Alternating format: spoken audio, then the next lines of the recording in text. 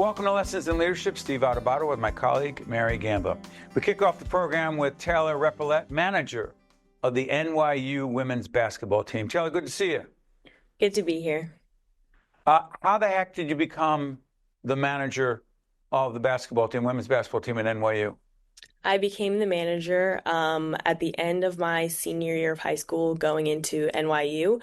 I spoke with the my basketball coach, my high school basketball coach, a girl named Belle Palekia. She went to my high school. We played basketball together, and then she actually ended up playing for NYU. So my head coach and then NYU's head coach already had previous relations. And I've been playing basketball for as long as I can remember, but I knew I didn't want to continue playing, but I still wanted to be a part of the team and have that camaraderie. So I knew that I wanted to be a manager. And she spoke with the head coach, Meg Barber, for me.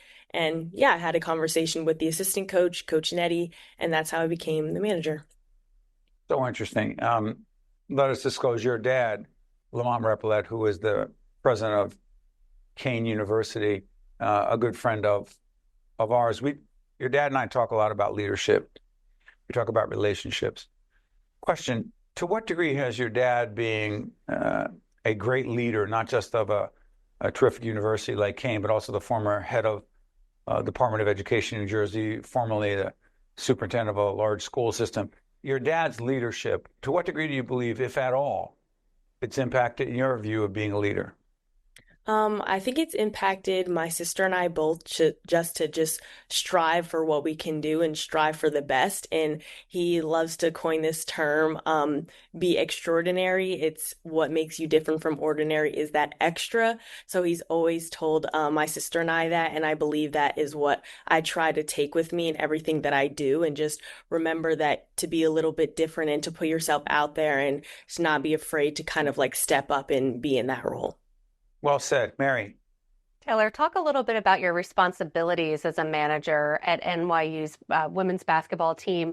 What is the day-to-day like? How do you interact with the players? What is your role as a manager? I don't know too much about that, so I would love to hear about that. Of course. My day-to-day, well, we have our practices that I can go to as many or as little as I choose. They told me from the jump, it's basically make it what you want it to be. So if you want to be a part of the practices and the games as much as you want, you can, but it's not a requirement. But I knew that this is what I wanted to do, and I wanted to put my entire effort into it. So I go to as many practices as I can, depending on when I have my classes. And so during practices, I run the clock. I sometimes play dummy defense. I'm an extra passer if need be, keeping score and things like that. And then on game days, it's a little bit different. I work closely along with our director of basketball operations, who is usually a graduate student here at NYU. And so I kind of assist in whatever they might need, whether that might be keeping track of the fouls during the game and stuff like that and jotting it down. Or my main job is for the coach during half times and timeouts and stuff like that. She likes her stool when she sits and talks to the players. So I'll bring the stool around for her. That's important, though. Yeah, she's very superstitious about it. So I make sure that I run and go get that stool for her. And then I'll also give her the whiteboard and stuff like that. And then usually around the fourth quarter of the game, early fourth quarter, I'll run and go pick up the food from wherever, if we're at an away game, whether that's like upstairs or like across the hall or something like that, across the gym. I'll go pick up the food and then I'll drop it off. And then I'll distribute the food and stuff like that. So Taylor, you're making us exhausted. I was just going to say, how do you, okay, go ahead, Steve. You're going where I'm going. I know you are. Taylor, I hope our sons aren't listening, or our daughter right now. I can't get them to take the recycling in. And I was just listening to you. Where the heck do your organizational time management execution skills, how? That just doesn't happen. I think I just get into a mode of like just having to do what you need to do in a timely manner. Because I'm definitely, well, I wouldn't say like that at home. I'm definitely much more relaxed. See, Um, Steve. Wait a minute, hold on one second. Are you saying you don't take the same approach to leadership, organizational skills, playing my role, no detail too small? That's not the way it's at home? Definitely not. I definitely take more a relaxed, You know they're going to see this. You know the parents are going to see this. Yeah, I You am just the raised that youngest. bar. I am the youngest, so I'm very stereotypical youngest child, youngest sibling. But I think definitely when I am managing in that job, it's a lot of on the go, and obviously the coaches have a big role into coach, and the Right. players are worried about playing. So the behind the scenes stuff is truly left to like the NYU athletics people, me including and the director of basketball operations. So we have to get it. Steve, I have a quick follow-up because Taylor, I know you and I communicated offline. My son Joey is also a student at NYU. The rigor and the amount of hours just to do your coursework, but you also have a minor. How do you fit all of this in and then still excel and do amazing at all of them? How do you do that? How does that time management work?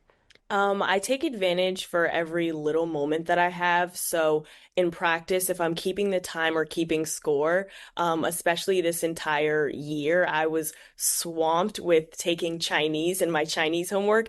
So I always had my Chinese workbook or my character workbook with me literally everywhere. Like all of the players would like get like me like jokingly annoyed when I would pull out my workbook and do my work. So and I've always been like this. I've always been able to like do work at random times if I need it to get done. So it's just like because I feel like I'm so busy, that helps me to get all of my work done and stay on track.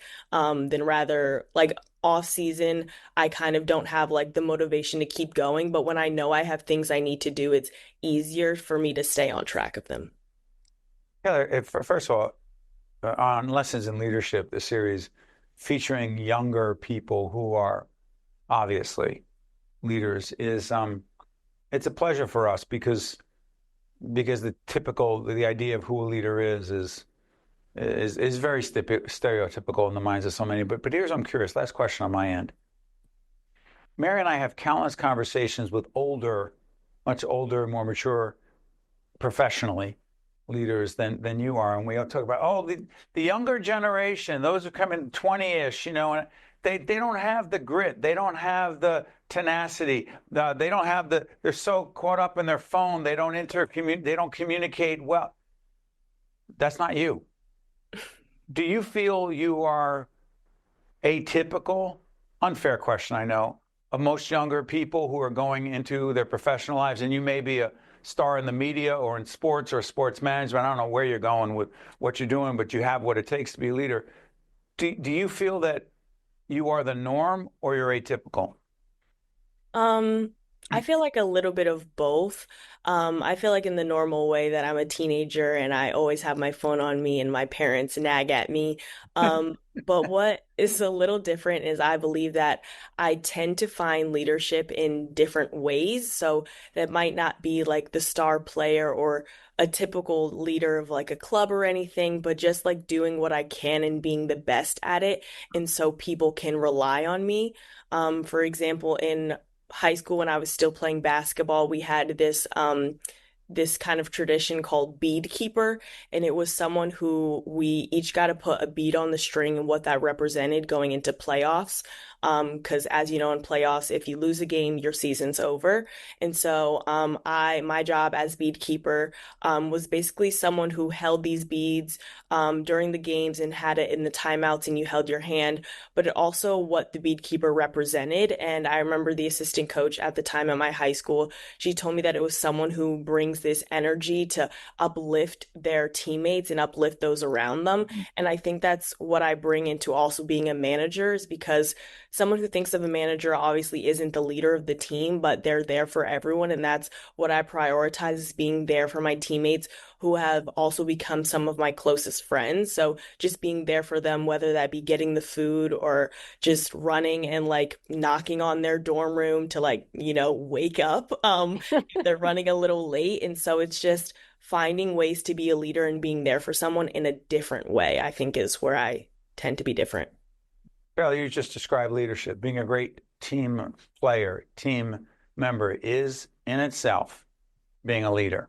And to be mature enough, to be smart enough, to be insightful enough to understand that speaks volumes. Well done, Taylor. Thanks for joining us. We appreciate it. Thank you so much for having me. It was a pleasure. You just made your parents and a lot of other people proud. That's Taylor Repollet. She's going places. We'll be right back. This edition of Lessons in Leadership is made possible by the Buccino Leadership Institute at Seton Hall University, Prager Metis, Valley Bank, the International Union of Operating Engineers, Local 825, the North Ward Center, Gingoli Construction, the New Jersey Sharing Network, Delta Dental of New Jersey, The Helix, Fedway Associates, Inc., the Port Authority of New York and New Jersey, Choose New Jersey, and Seton Hall University, showing the world what great minds can do since 1856. Operating engineers are the men and women who move mountains and build New Jersey. Responsible for our region's tallest building, constructing our modern energy grid, cleaning up our environment, replenishing our beaches, cleaning up at ground zero, building our next great transportation corridor, and training the next generation of skilled builders. Headquartered in Springfield, IUOE Local 825 represents more than 8,200 heavy equipment operators, mechanics and surveyors in the construction industry, as well as stationary engineers who work in operations and maintenance buildings and industrial complexes across New Jersey and in the lower Hudson Valley of New York. With our training and skill, we do the job right, on time and on budget. We keep the lights on and the trains running. We build the bridges and pave the roads. We protect the shore. We rebuild our cities. We clean up the past and we build our tomorrow. Operating Engineers Local 825. Better building begins here.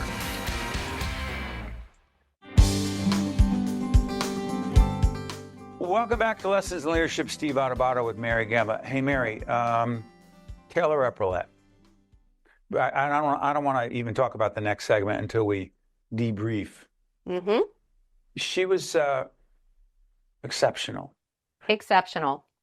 Why is it, it's a rhetorical question, but why is it when I see and am around younger people who are incredibly poised, great communicators, clearly strong leaders, self-motivated, doing their homework, their Chinese homework while they're doing 3 other things, I keep thinking that's atypical. Is it?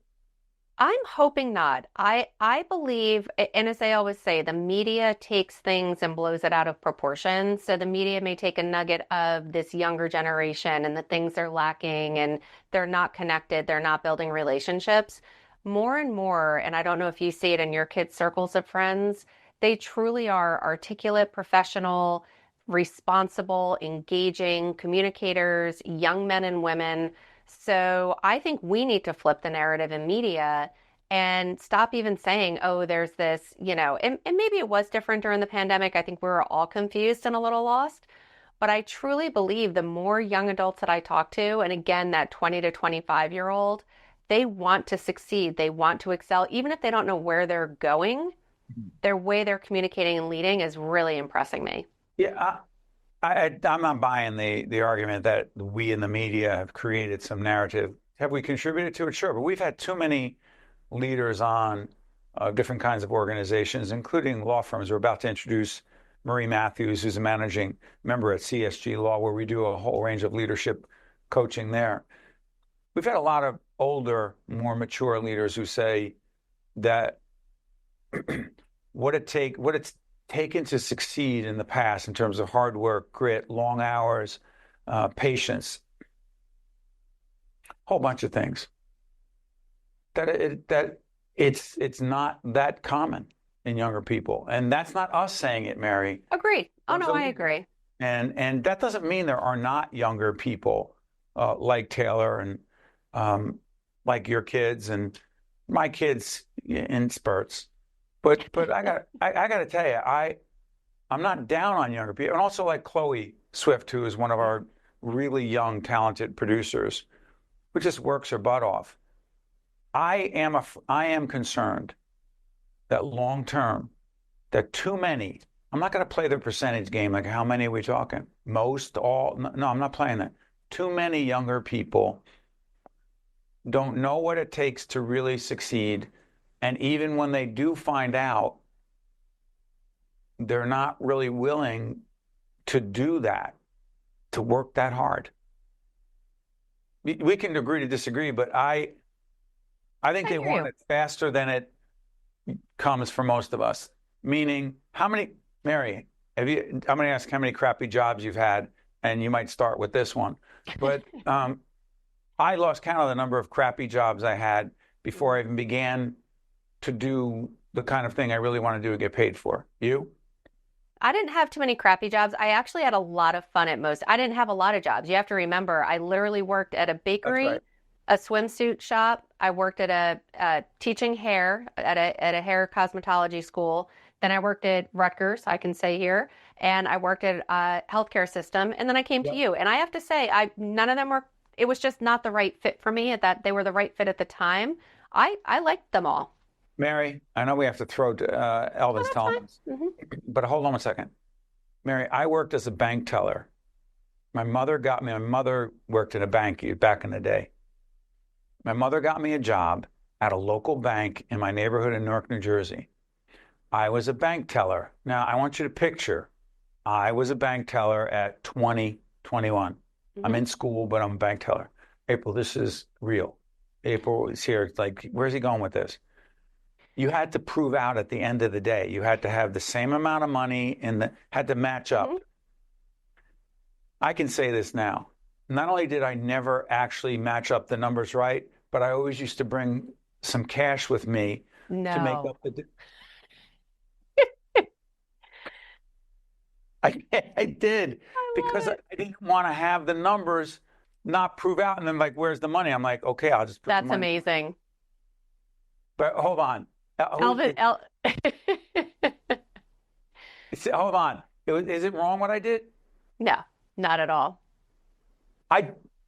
Elvin put yes. But I was a lifeguard too. I forgot about that job. That was my favorite job.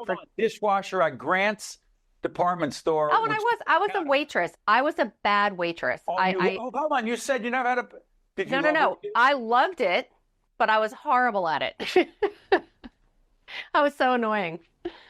I was a dishwasher at Grant's in Belleville, New Jersey. My girlfriend at the time, whose aunt Mickey worked there, got me a job, and I got fired there after about a month. On that note, let's throw to Marie so we could come back on the back end. There's no pivot there. There isn't. I was actually flirting with another girl that worked there. Oh, okay. Okay. It's okay. That's neither here nor there. Oh, let's get serious. Marie Mathews, a terrific lawyer, a great leader, part of our series, Leaders in Law. She's a managing partner at CSG Law, where we run a terrific leadership academy there. This is Marie Mathews talking about leadership in the law. Check it out. We're now joined by Marie Mathews, managing member of CSG Law. Marie, good to see you. Good morning, Steve. Good to see you as well. You got this. Let me share with folks that in my other life, doing a leadership and communication coaching, I lead and facilitate the CSG Leadership Academy with some top attorneys looking to become even better leaders, and Marie has been a key to that effort. So thank you for that, Marie. No, thank you. It was a great program, and our people really enjoyed it. Yeah, let's talk about this. Why is someone gets trained in law?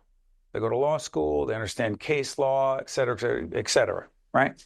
But that's not the same. And you and I have talked about this. Maria's come in and done a whole range of conversations with the students in the academy. That's not learning to be a leader. Where does that happen? Marie, or is it by osmosis it's supposed to happen? Well, of course, there's people who are naturally inclined, who have that in them, but it's really developed through mentorship at the firm and watching how other people do it. At least that's my view. When we try to develop that in our young associates that we see who are interested, who have the spark, and get them involved in programs just like yours to help them along. Yeah, along those lines. And we've also had, look at previous editions. We've had Frank Giantomasi and Jeff Chiesa, two leaders of the firm that work with Marie on. They talk about mentorship and leadership a lot. To what degree do you see yourself, Marie, as a mentor to other attorneys just coming into the firm? I see it more and more as I progress, within the leadership of the firm. As a senior associate, I started focusing on mentoring, became more important to me at that point. But as a member of the firm and now managing member, I really focus on it even more. I tend to work most with litigators because that's my training. And so I have been focused on quite a few in our litigation group who I can see really have the potential and the interest to do it. Of course, interest is really important.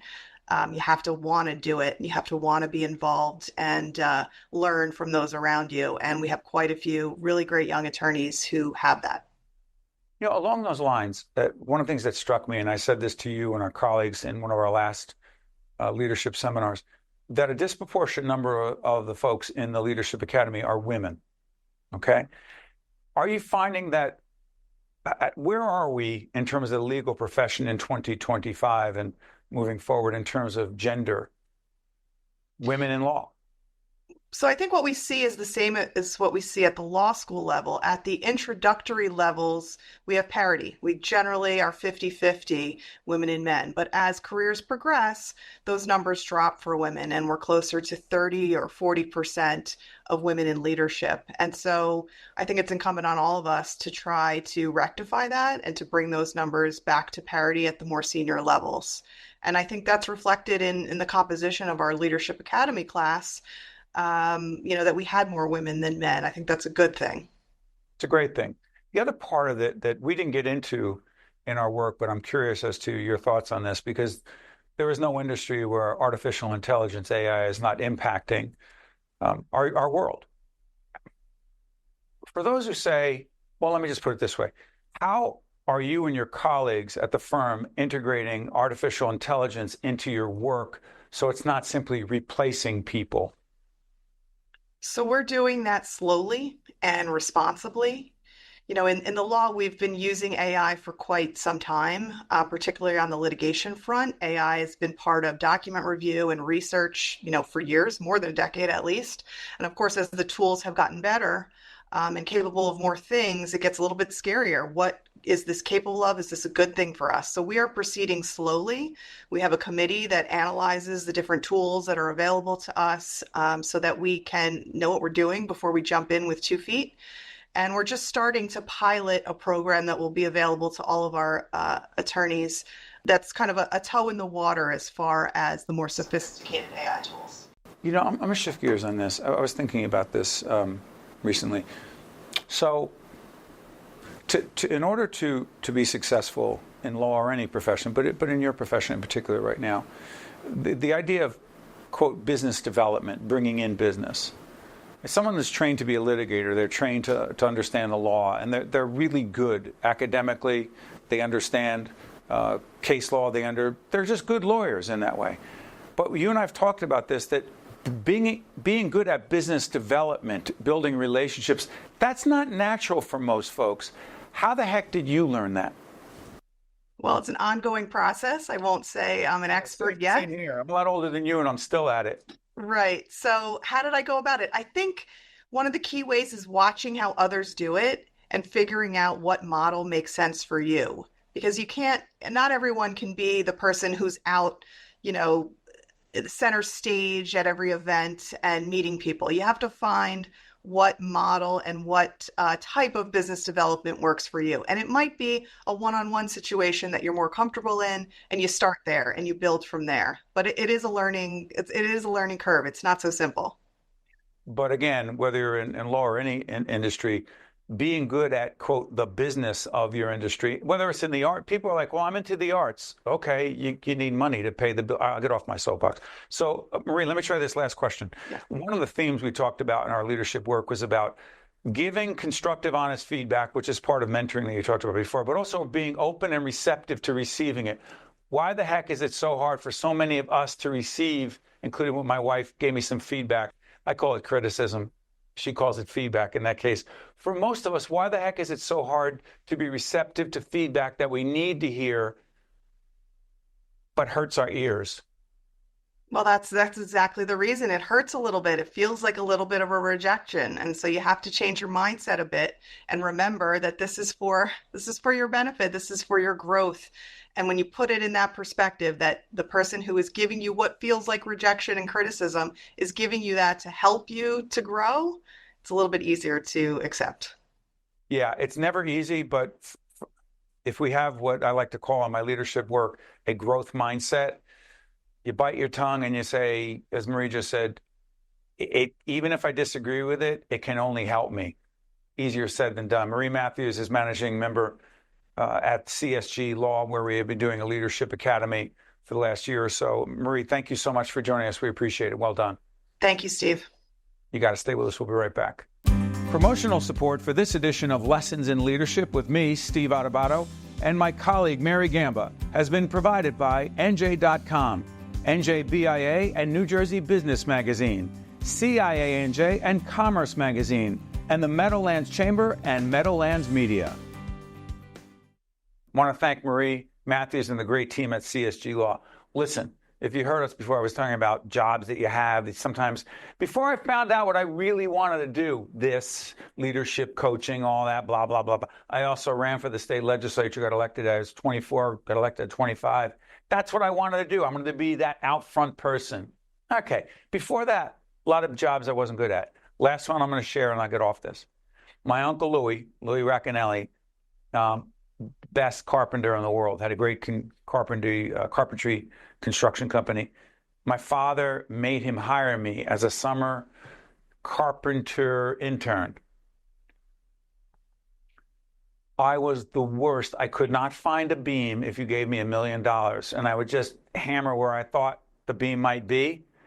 And then we were at this job, and it was a big job, and it was hot. And I know I got 45 seconds left. My Uncle Louis fired me because I started playing basketball in the driveway. They had a basketball thing, and I was playing basketball for about an hour and a half while I was supposed to be finding beams that I couldn't find. And my Uncle Louis went to my father and said, the kid's got to go. He's the worst carpenter apprentice I've ever seen in my life. That is how I made it to this role, because sometimes you have to know what you're good at, and then when you can't find the beam. That's it for Lessons in Leadership. That's my childhood and all the jobs I had that I sucked at. But hopefully I'm not that bad at this one. Mary, that's it. You good? That's it. The more you know. Yeah, Mary liked every job she's ever been in. See you next time. This edition of Lessons in Leadership is made possible by the Buccino Leadership Institute at Seton Hall University, Prager Metis, Valley Bank, the International Union of Operating Engineers, Local 825, the North Ward Center, Jingoli Construction, the New Jersey Sharing Network, Delta Dental of New Jersey, the Helix, Fedway Associates Inc., the Port Authority of New York and New Jersey, Choose New Jersey, and Seton Hall University, showing the world what great minds can do since 1856. This is Mary Gamba. If you want more leadership tips and tools, log on to stand-deliver.com. Promotional support for this edition of Lessons in Leadership with me, Steve Adubato, and my colleague Mary Gamba has been provided by NJ.com, NJBIA and New Jersey Business Magazine, CIANJ and Commerce Magazine, and the Meadowlands Chamber and Meadowlands Media.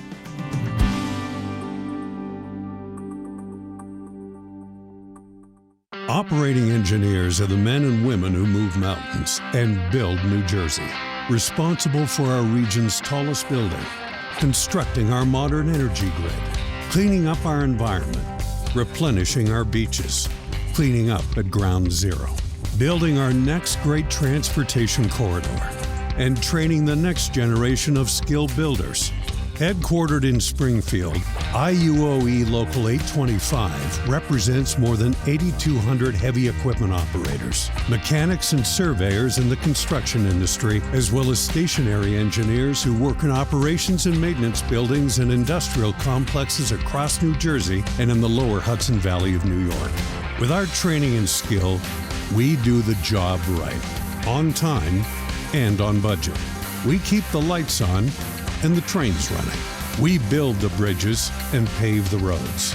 We protect the shore. We rebuild our cities. We clean up the past and we build our tomorrow. Operating Engineers Local 825. Better building begins here.